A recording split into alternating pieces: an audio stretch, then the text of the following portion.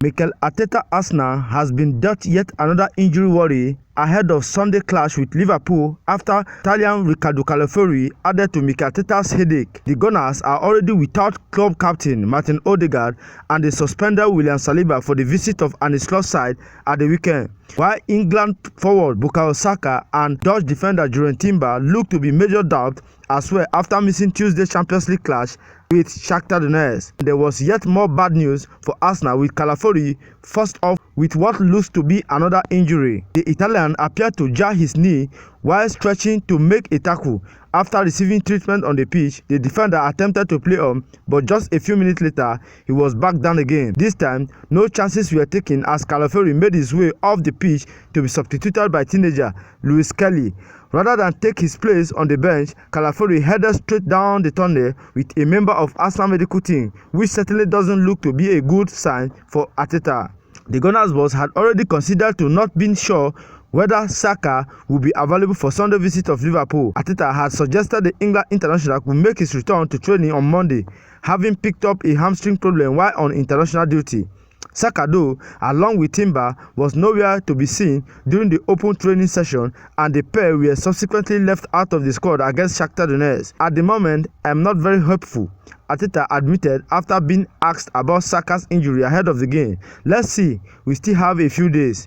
Liverpool, meanwhile, looks set to be without 5 players in North London: Diogo Jota, Conor Bradley, Alisson Becker, Federico Chiesa, and Harvey Elliott all look likely to miss out through injury. Having not made the trip to RB Leipzig, Slot will hope his side doesn't pick up any more issue in Germany on Wednesday. Arsenal bounced back from their defeat against Bournemouth by securing a 1-0 win over Shakhta Donetsk in the Champions League, 72 hours after they were dealt a surprise first loss of the season at the Vitality Stadium. Mikel Arteta's side retained their unbeaten record in Europe so far when Gabriel Martinelli's first half strike rebounded in off goalkeeper Dimitri Riznik. Leandro Trossard missed a penalty with 40 minutes left, and the Villarreal also put off a fine save in stoppage time, while Arsenal evening was solved by a second half Ricardo calafiori injury. Fellow defender Ben White also failed to emerge after the interval just 5 days before Liverpool visit to North London in the Premier League. Arsenal were again without Bukayo Saka with the hamstring injury he sustained during the international break, and the England international is expected to be absent on Sunday. Another man poised to be missing against the Reds will be William Saliba after the Gunners elected not to appeal his record at Bournemouth. The first big chance of the evening predictably came from an Arsenal corner with calafiori blazing over from 6 yards out when he might have done better, and it was calafiori who registered the home side first effort on target after 24 minutes, a controlled, if not electric opening from the Gunners. However, 5 minutes later, the breakthrough arrived. Martinelli made a space for himself in the area, and his right-footed drive took a slight deflection post before hitting the goalkeeper on the back and rolling over the line. Kai Havertz then looked poised to head home Jesus' knockdown from Martinelli's cross, only to be denied by captain Mikola Mekvienko. A minute before the interval, Jesus should have landed his first strike in nearly 9 months. The Brazilian won the ball on the edge of the visitors' area with Trossard pass, then finding Havertz, who turned it round the corner for an unmarked Jesus, but his effort was denied by the Shakhta Donetsk goalkeeper, who outstretched right leg.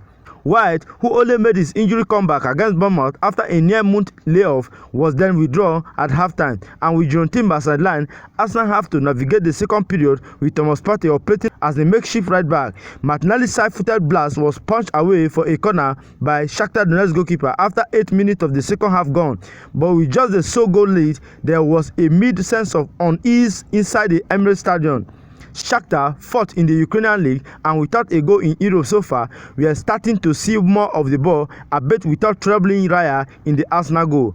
Then shortly after the hour mark, Arsenal mounting injury crisis took another twist when calafiori sustained an apparent knee injury following a collision with Shakhta Donetsk midfielder. The Italian attempted to play on but was pulled off just half a dozen minutes later. With 40 minutes to go, Arsenal were awarded the chance to put the game out of sight when VAR intervened after Verily Border handled substitute Mikel Merino's cross in the area, but Trossard attempted to go straight down the middle, and his unconvincing spot kick was saved by the goalkeeper.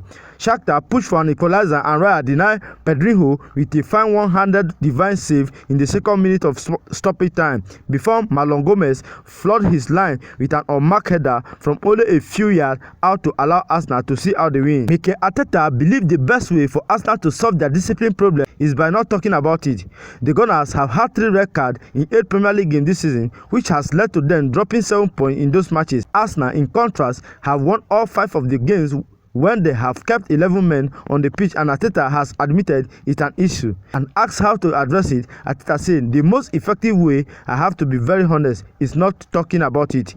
Because we tried and we showed and we talked and we repeated the message. We had to play with 11 and it happened again after a week or after 3 weeks. And they said, guys, let's try something else." And then it disappeared. So I don't know if it is the right way or not, but that's what happened. That's the reality. Arsenal midfielder Declan Rice admitted Arsenal were naive and had to stop making silly mistakes after their red card against Bournemouth. The Gunners have 2 red cards where players have received a second yellow for delaying the restart, while Saliba was giving his marching orders on Saturday for pulling down Bournemouth striker Evanescence when a loose pass Leandro Trossard had got him in behind Arsenal defense. Well, I think, for example, what happened in those 3 cases has nothing to do with aggression, in my opinion, said Arteta. But yeah, everybody has got his own opinion. We want to be super competitive when we are, and we show that it's great. When you show it and it doesn't go your way and you lose, it's something else. It's part of the judgment. Well, I mean, playing with 10 men, obviously there is an issue. The truth is, when you analyze the 3 very different actions and the outcome of them, the reasons are very different. Regardless of that, we cannot continue to play with 10 men, especially at this level. And you see how struggling all the teams have to win football matches. When you want to do it against 10 men for 65 minutes, the task becomes almost impossible. So we need to eradicate that. It's clear why, the reason, and how. It doesn't matter. We have to focus, and it has to happen. Arsenal will be without Saliba for Sunday's clash with Liverpool, as he is now suspended and they are not appealing his red card against Bournemouth. But Arteta believes it could motivate his side. It absolutely galvanized, and they showed their teeth and they fight against the situation and they get comfortable. He said, they say, okay, this is what we have to play, how we have to do it. We are going to do it and we are happy with that. But we understand as well the margins of being successful and earning the result. I think the relentlessness and the attitude of the team is remarkable. I told them yesterday I was again 2 times more, and after the way we played with 10 men in those conditions, being the 3rd time you have to go through that emotionally. Coming back from the international game, it's incredible. Mikel Arteta is not one for social media, but if the Arsenal boss were to have glanced at it over the past few days, he would have spotted a familiar team. In the wake of Saturday's shock defeat by Bournemouth, the clamour for Ethan Nwaneri to start Tuesday's Champions League game against Shakhta Donetsk has rapidly grown.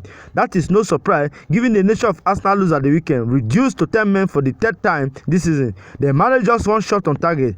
Arteta stressed afterward that it was difficult to analyze the performance following William Saliba's red card, but in the 30th minute, Arsenal had all 11 players on the pitch they struggled to create. Arsenal have so far coped relatively well without their injured captain Martin Odegaard. Arteta has switched from a 4-3-3 formation to a more traditional 4-2-2, with Kai Havertz and Leandro Trossard spearheading the attack. The pair have combined well with Declan Rice and Thomas Partey behind them, essentially creating a 4-man box midfield that has allowed Arsenal to outnumber their opponent in the middle of the pitch.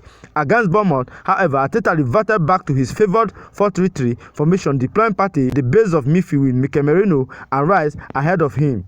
That gave Arsenal a huge physical presence, with Merino joking on Monday how the Gunners now resemble a basketball team. Such is their size, but there was a lack of gale, which was only exacerbated by Bukayo Saka's absence. Before the international break this month, Saka was ranked first in the Premier League for chances created. Without Odegaard and Saka, Arsenal lacked a creative spark. Given that the pair could both be absent again on Tuesday, it is easy to see why the call for Nwaneri to start are growing. The 17-year-old has passed every test so far, excelling in his cameos off the bench in the Premier League and scoring twice on his full debut in the Carabao Cup last month. Arteta has praised Nwaneri's confidence when thrown on, highlighting his desire to demand the ball and impact the game. You don't feel sorry for yourself. You take ownership. You start taking more risk. everybody, Arteta said after Arsenal win over Leicester City last month. Nwaneri, 17 years old, he take the ball. The first one is an action like this. He run past 2-3 players and want to take a shot. I just love it. You want to play here, you want to be at that level, you need to play with that courage. That ability to drive with the ball from midfield and make things happen could be a valuable weapon for Arsenal, especially when trying to break things down. Nwaneri clearly has confidence in his talent to believe he can be the difference, so the temptation to give him the platform to do it must surely be there for Arteta. There is, however, a balance to strike. It should not be forgotten that Nwaneri is still 17 years and in the formative days of his career. Filing Odegaard's shoe on the ball is one thing, but replicating the Arsenal captain work off it is another task entirely. Odegaard lead Arsenal press, and before his injury last month, he had caused 180 turnovers since the start of last season, more than any other Premier League player. Asking a 17-year-old to replicate that is a tall order from both a physical and tactical point of view. Despite that, though, Arteta will find it hard to ignore Nwaneri if Arsenal struggle for creativity. So guys, this is all about the news. What do you think about the increasing injury crisis from the Arsenal team? Do you think there is something the Arsenal medical team are not doing right? Please, whatever your opinion may be on this, I would like to see it on the comment section. Do it to like, comment, and do not forget to turn on your notification to enable you to see when next I post. Thank you for watching this video. See you in my next video. Bye.